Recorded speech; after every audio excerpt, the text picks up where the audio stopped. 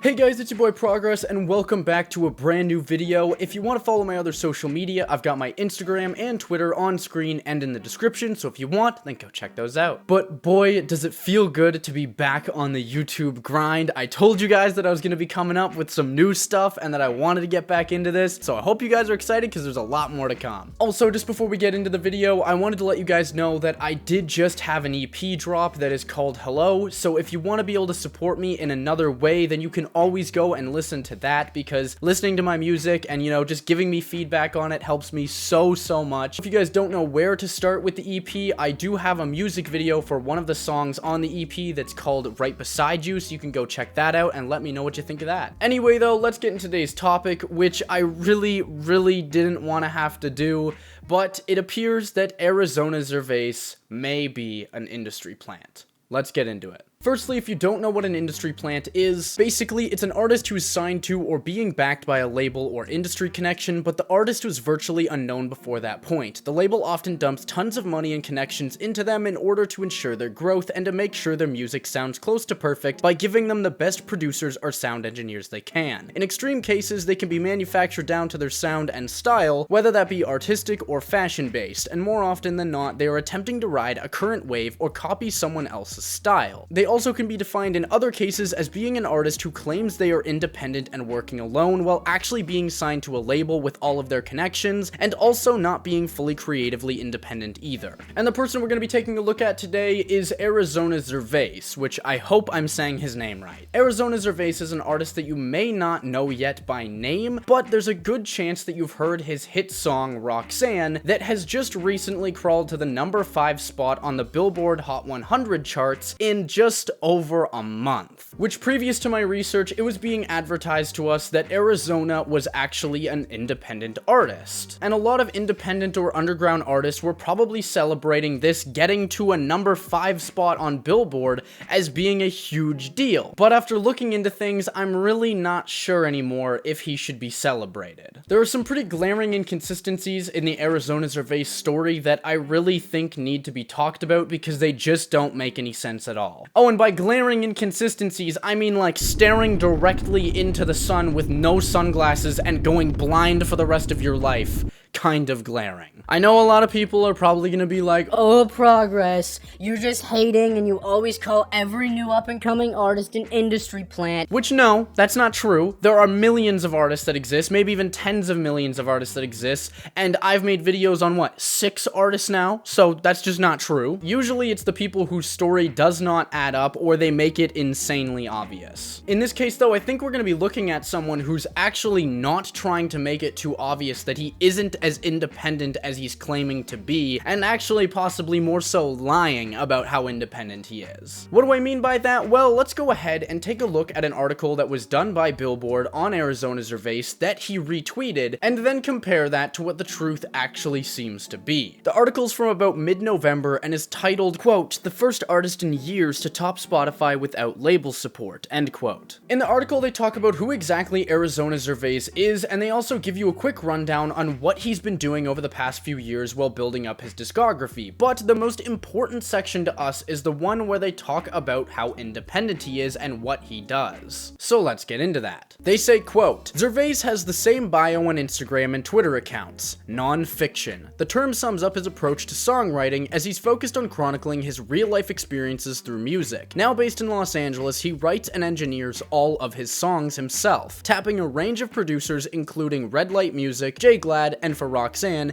94 Skirt," end quote. Now see, the most important line there was the quoted part saying, he writes and engineers all his songs himself. This is important in itself because this implies at least some form of independence. Even the article title itself claims that he has no label support. All this packaged together with him talking about how real his music is, it really ties together into making it seem like he is about as independent of an artist as it gets. But in the description for his song Roxanne, things seem a little different. And that is primarily why I've got questions. The biggest red flag for me is at the top of his description that reads, provided to YouTube by Sony Entertainment Music, which for those of you who don't know what SME is one of the big 6 labels that is one of the largest labels in the world. And this isn't some accident because in both versions of the upload, the same thing is stated. You can also see this same description piece added to people who are actually signed to people with Sony, including guys like A$AP Rocky. And all of this was causing me a lot of confusion, and that's when I ended up stumbling upon a newer Billboard article that just came out this December, which claims that he just signed to Columbia Records last month, which would be November. Hey, editing progress here, and I just noticed something that's actually kind of interesting, which is that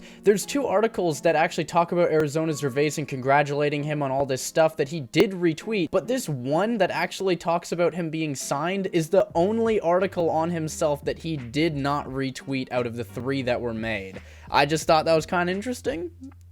Take from that what you will. But remember that they said he signed in November. And mind you, the song came out in October though. So how was it released through Sony in October, but somehow they're claiming he didn't sign till November? To me, it seems like the story is getting a little flimsy. I don't know about you, but having your music licensed through one of the largest labels in the world is a far cry from the original stated doing it all without label support. And oh no, it doesn't just stop there. This gets better. Remember how that Billboard article also tried stating that he writes and engineers all of his own music himself? Well, it appears this also isn't very truthful because if you look in the description for Roxanne once again, there are a ton of people who are being credited with different positions, but once again, the most important positions to us are how many writers and engineers there are. On Spotify, you can actually find that there are 4 credited writers, and on the YouTube release, you can see that there are 2 credited engineers, one for mixing and the other for mastering. One of the engineers has 8 Grammys, and the other engineer works with people like Drake, Rihanna, and Lady Gaga. Once again, he's trying to claim that he's independent and,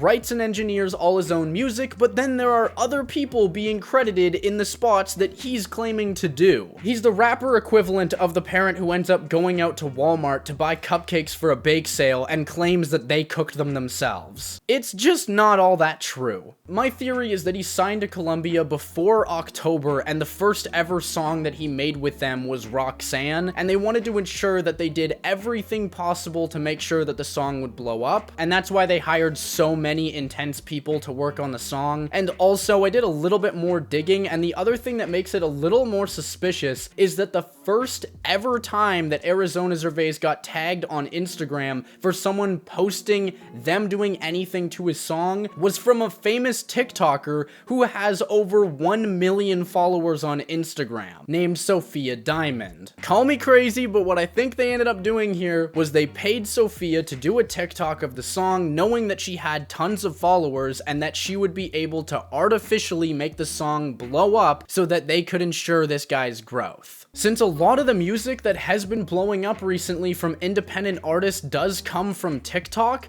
it really doesn't seem too far-fetched to think that a label would start catching on to that and make sure that they could artificially do this with artists in the future to just make it look like, oh, it casually became a trend, but no, instead it was actually paid for so that it would blow up and artificially become one. Also, another thing that makes me believe this is that the version that Sophia Diamond used is slightly different than the one that actually ended up being the full release, with an extra out-of-place ad-lib saying woo right after he ends up saying all she wanna do is party all night. And also on top of that, the entire part that is like him making noises before getting into the actual first hook is completely removed, and it just goes from him talking about how girls like Instagram to then just being the first hook. So it seems like maybe they sent her the wrong version, or they accidentally sent her an early version of the song and she just used the wrong one. But either way, it's very clear that this song didn't just slowly grow and garner an audience audience and then blow up and go mainstream. This was as artificial as it gets. So I hope you're able to get a picture now with everything being explained why I believe that he is an industry plant. And for anybody possibly wondering why it's bad for him to do any of this, you have to realize how big of a slap in the face this is to a lot of underground and independent artists who truly are doing this all by themselves. To then just have some random guy come up and fake an overnight success story,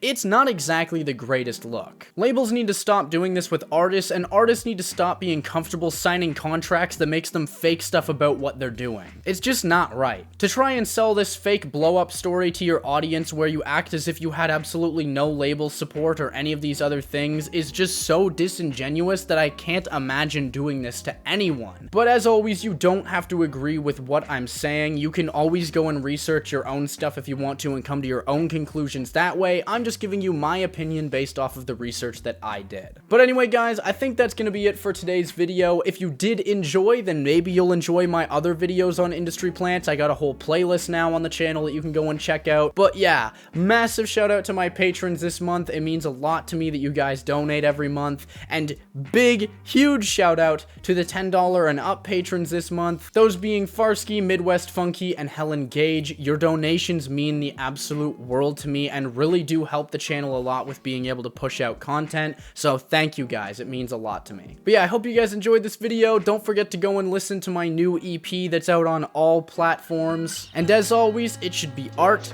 over algorithm. Goodbye. I wanna make your days be worth it, be with your wet night, your wet night, yeah. I wanna flirt and call you perfect, cause I know I'm right, I know I'm right, yeah. I wanna make your days be worth it, be with your wet